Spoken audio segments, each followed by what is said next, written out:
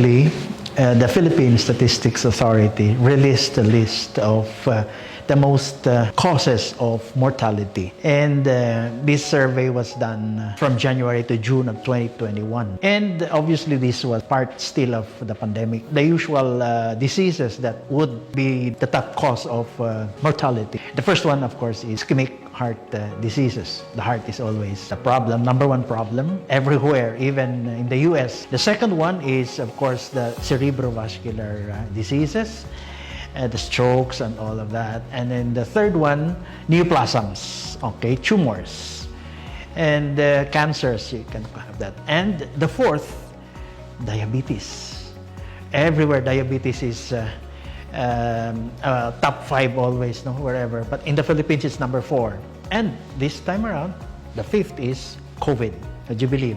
And COVID, number 5, is identified COVID, meaning it was tested positive COVID. Because number 6 is hypertension.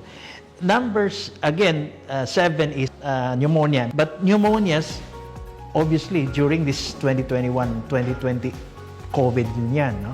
And then the next number before the 10th, to round up the 10th, is also COVID. But it was not identified, presumed to be COVID, because all symptoms pointed to COVID. No?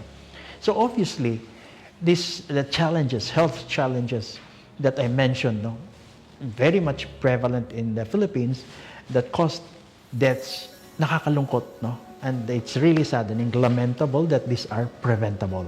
Preventable, but obviously being a third world country, unlike first world countries where they have socialized medicine and you don't spend a lot, you just go to the hospital and you get treatments for free. In the Philippines, it's not the case. We all know that. It's very expensive to get sick. When you get sick, whatever savings you have to choose the hospital, whether it's a primary, secondary, or a tertiary hospital. Of course, when you have a primary or secondary hospital, you don't have all the ancillary devices that are needed to treat your problem, your health problem.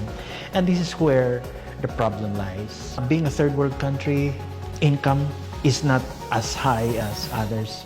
And therefore, what savings you have will just be enough for your day-to-day. When you get sick and you need to pay the hospital and you don't have money, what happens now? You cannot do anything about it. This, in fact, becomes now a problem where how can I prevent this from happening? And indeed, as I have been mentioning in my presentations, in my lectures, if you do not eat the right food as your medicine, then in the future, you will be eating medicine as your food. Meaning to say, you eat the right food, nutrition, etc., and lifestyle. But how can you enforce this to people who do not have the means to buy your right food, the right supplement? And therefore, when you get sick, it's super expensive. When it's super expensive, others cannot do anything. But for those who can afford, even if you get a very unusual, a rare disease, doesn't have a treatment available in the Philippines, they can go out of the country,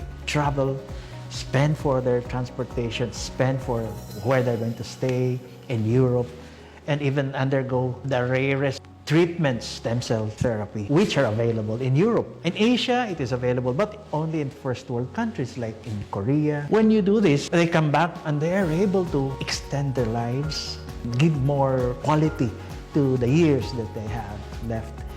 And this is not the same in the Philippines. There is not equal opportunities, okay, because you do not have that millions that others can spend, for celebrities can spend, the rich can avail of. And I think this is the reason why I'm so glad and very grateful that not only me, but all of us should be grateful that GFOC has provided us with a very nice product, premium product, a very affordable product that gives us the opportunity to be at par with those who can afford and those who can have a stem cell treatment abroad. This is, I would say, the equalizer for all. And this particular product, Elixir Placenta, making it available to everybody, has indeed a place in the therapeutic armamentarium of not only doctors, but even lay people who would know that it's now available and can avail of this. And it's not as expensive. Immediately, you will see the results once you start taking it.